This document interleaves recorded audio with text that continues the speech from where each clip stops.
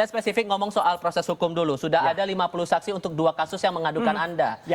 Soal pencemaran nama baik dan penghasutan dengan berita bohong. Anda sendiri sudah terima panggilan dari penyidik untuk diperiksa? Ya, secara maya sudah, tapi secara fisik belum. Tapi nggak apa-apa, biarkan aja. Kan yang namanya orang lapor kan boleh, ya kan? Sah-sah saja. Perkara yang lapor nanti ternyata nggak punya legal standing, mengada-ada, ya. Nah itu nanti lain soal, ya kan. Ini apa ini orang-orang ini gitu loh. Tapi nggak apa-apa, biarin aja, ya bikin capek Polda Metro aja gitu. Tapi kemudian apakah Anda punya bukti baru yang bakal menguatkan posisi Anda? Oh iya, enggak. Artinya gini, dari pelaporan aja kan sekarang kan clear kan. Ini pelaporan nggak ada hubungannya dengan yang kemarin ya gitu. Ini kan salah satu cara dari Joko Widodo untuk dia supaya nggak nunjukin ijazahnya. Ini trik yang trik yang licik aja kalau menurut saya. Ya, jadi dilaporkannya adalah menghasut, ya kan? Tapi mungkin pelapornya nggak baca kali ya, keputusan MK. Tapi nanti nggak apa-apa bahwa MK itu sudah kemudian memutuskan bahwa pasal 160 KUHP itu hanya bisa kalau ada bukti delik materialnya.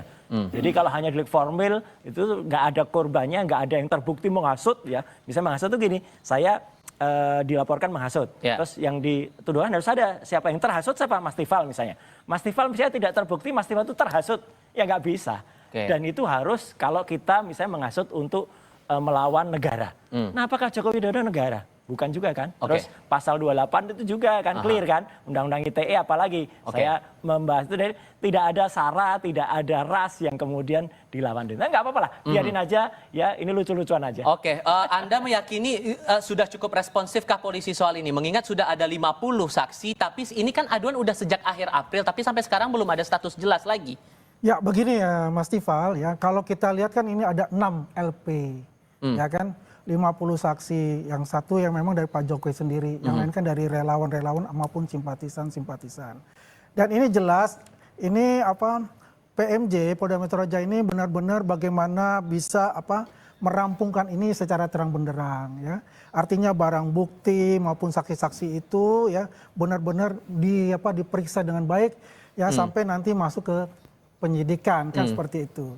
Ya apa yang dikatakan Bang Roy ya kita lihat saja seperti apa. Ini kan versinya beliau. Tapi kan sesungguhnya menurut Anda masih ada celah tidak untuk memperdebatkan soal ijazah ini? Tidak perlu diperdebatkan. Kita ikuti saja kan semua ini sudah masuk ke tahap mau masuk pro justisia kan, sudah masuk ke penyelidikan ini udah mau menurut saya sudah tahap-tahap akhir. Ya kan? Tinggal disimpulkan oleh secara penyidik apakah ini perlu dinaikkan sebagai penyidikan atau perlu dikaji ulang kembali kan kita serahkan kepada tim penyidik. Tapi kalau saya sih yakin itu akan maju ke penyidikan.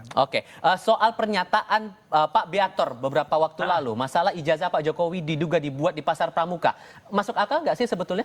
Mas, kalau saya ceritain dan pemirsa Kompas ceritain ini akan mendapatkan berita yang sangat hangat. Saya beberapa menit yang lalu itu baru saja dari Pasar Pramuka. Ngapain? Wah, banyak sekali cerita dari sana. Tunggu saja tanggal mainnya nanti. Tapi poin yang mau Anda kejar apa? Apakah benar pasar itu memang tempat untuk tujuan membuat ijazah yang kemudian ijazah palsu itu? Ya. Kemudian apakah masih ada orang-orang yang bisa bercerita soal ijazah aspal itu? Ya, jawabannya. Kemudian ada orang intelijen yang kemudian membentuk, masih ada nanti saksi-saksi yang akan mengungkap keterangan dari Pak Betor Suryadi. Tahan dulu di situ. Saya tahan dulu di situ. Anda mungkin akan menjelaskan lagi. Kita jeda sebentar. Kami segera kembali. Nama Pak Jokowi itu nggak tercatat di Fakultas Kehutanan UGM. Masuk akal nggak alasan itu? Tidak masuk akal.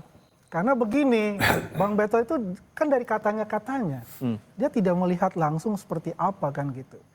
Apalagi dia mengatakan 2012, karena saya 2012 itu, saya kan adalah di tim kampanye Jokowi Ahok, Pilgub DKI.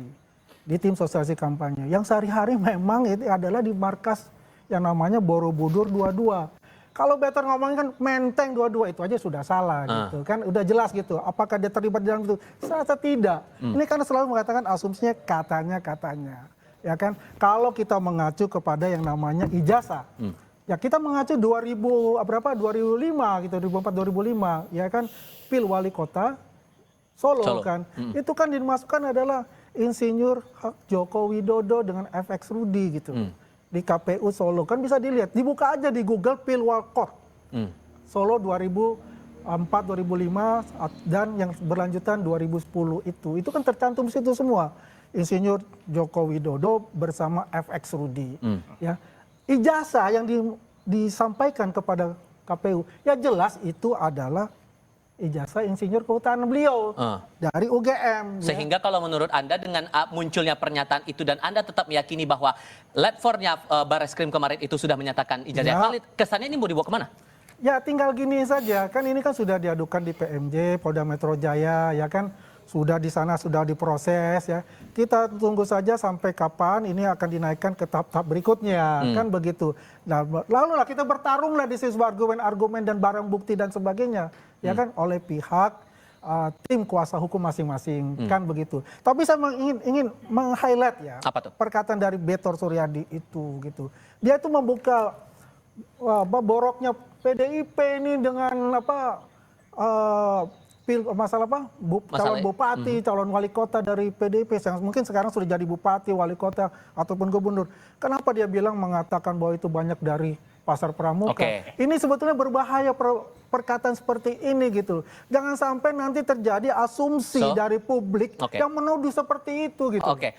Bung Roy, ya intinya poin Anda saat datang ke pasar pramuka itu benang merahnya apa? Benang merahnya adalah apa yang disampaikan Bang Betor sama dengan tadi. Jadi nggak apa-apa, ini saya setuju tadi Bang Andi, itu adalah betul bahwa memang banyak dulu di pasar pramuka itu. Sebelum pasar itu kemudian sempat terbakar atau dibakar, kita nggak tahu ya, akhir tahun yang lalu bersih, tapi masih banyak sisa-sisa suara yang masih banyak. Tadi kita ke Pak Haji siapa tadi yang dia bisa cerita dengan sangat detail ya. Dulu soal palsu itu kayak apa, dan sekarang mereka harus menanamkan tulisan kalau mereka nggak menerima lagi palsu-palsuan, tapi bisik-bisik tetap ada. Kalau mau bisa loh. Kalau spesifik ke Pak Jokowi, tudingan itu? Tudingan itu nanti akan harus ditanyakan pada orang. Nah, dan Iskandar itu sahabatnya Bang Andi semua.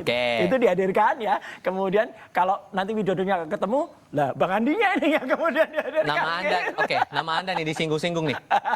Itulah gayanya Roy Suryo. Gitu kan? Kita simpel saja lah. Dia mengadakan investigasi ya. Detektif partikulir Roy Suryo. Ya kan? Di pasar pramuka. Nggak apa-apa itu hak beliau mencari itu kan sebagai penambahan dari argumen-argumen beliau gitu. Yang jelas kita ini adalah taat hukum lah. Ya. Apapun yang diperintahkan oleh pengadilan, aparat hukumnya memang kita harus penuhi untuk itu, ya kan. Yang penting adalah yang mesti kita highlight itu, yaitu bahwasannya ya kita harus percaya kepada lembaga negara, ya kan. Proses-proses itu telah berjalan, KPU, ya kan. KPU Solo maupun KPU DKI. Sedangkan KPU DKI, Ketua KPU DKI pada itu Pak Juri Ardianto yang sekarang Wakil Menteri Seknek, itu kan mengatakan saya terima loh. Dan itu asli. Ya kan? Ya artinya apa ya? Ini kan sudah nih, lapor sudah oke, sudah bilang nggak masalah kan, memang asli. Kemudian KPU Solo juga mengatakan itu kan dimasukkan dari Insinyur Joko Widodo, artinya juga. Artinya apa? Artinya ijazah dari UGM. Kemudian Pak Juri Ardianto juga bilang, iya ini asli juga dari UGM. Ya artinya ini kan sudah mengkonfirm ya dari sisi lembaga negara nih ya, itu sudah confirm itu asli. Sehingga menurut Anda, saya kasih kesempatan masing-masing, perlukah pernyataan Pak Betor itu ditindaklanjuti oleh penyidik? Harus, menurut saya Pak Betor, kemudian orang namanya Widodo, orang namanya tadi Denis siapa, terus satu lagi orang Profesor Paiman yang kemarin awalnya kemudian mencoba WA saya, tapi saya mengucapkan terima kasih Prof Paiman, beliau WA lagi minta maaf ke saya, sekaligus mengaku kalau beliau dulu pernah punya usaha seperti itu ya di pasar pramuka. Ini saya boleh jawab. Tapi meskipun itu belum ada kaitan langsung, tapi nama-nama orang ini tertarik, dan kalau perlu saya sekali lagi terima kasih Pak Andi akan bisa membantu negara kalau menghadirkan Widodo itu sehingga semuanya clear. Perlu pernyataan Pak Betor ini ditindaklanjuti penyidik? Jadi begini, saya sebelum masuk ke sana, saya mau menjawab ini. Pak Iman mau Pak Roy, saya juga ada. Saya punya sisinya juga, saya punya tahu. Karena saya dekat juga Pak Iman, berteman juga dengan Pak Iman. Jadi intinya begini, apa yang di WA ke Pak Mas Roy, itu bukan intimidasi dan apapun. Tidak, WA sebagai teman. Yang saya baca itu, memang pengakuan beliau ya, tahun 99 sampai 2002, dia mempunyai namanya pengetikan di pasar pramuka. Ada kios untuk pengetikan. Dan fotokopi. Ya, fotokopi. Tapi bukan percetakan. Ya menurut dia kan. Menurut beliau nih. Ya, itu sampai 2002. Ini kita bicara 2012, 10 tahun kemudian. Dikait-kaitkan dengan Pak Paiman ini. Ini yang nggak masuk akal buat saya. Ya gitu loh. Apalagi mengatakan itu mencetak dan diulang, mencetak lagi. Di mana pemikiran akal logika kita, ini akal kewarasan kita ini terganggu untuk Oke, ini. kembali ke pertanyaan saya. Berarti itu layak ditindaklanjuti nggak pernyataan Pak Beator ini oleh polisi? Ya, kalau itu penting menurut para penyidik kepolisian bahwa ini penting sebagai tambahan barang bukti, bisa saja. Iyalah. Ya, yang penting itu adalah tidak ada yang namanya itu ya katakanlah intimidasi dan sebagainya ya. Kalau aparat keselamatan itu perlu ya silakan saja ya kan. Kalau itu tidak perlu ya monggo kerso gitu loh. Kita nggak boleh juga menekan-nekan penyidik Polda Metro Jaya. Kita Ya, mana kayak kita tadi bisa kan intervensi untuk itu. ada lawyer-lawyer yang nggak jelas legal standingnya nekan-nekan Oke. itu juga nggak boleh. Baik, Mas Roy Suryo, Bang Andi Hasan, terima kasih banyak sudah mau datang Terima dalam kasih, diskusi terima kami di kasih. Kompas Petang kali ini. Sehat menarik, selalu untuk menarik. Anda. Terima kasih Bang Tifa, terima kasih Wait and Kompas see TV. juga kita pokoknya di sini. Ya.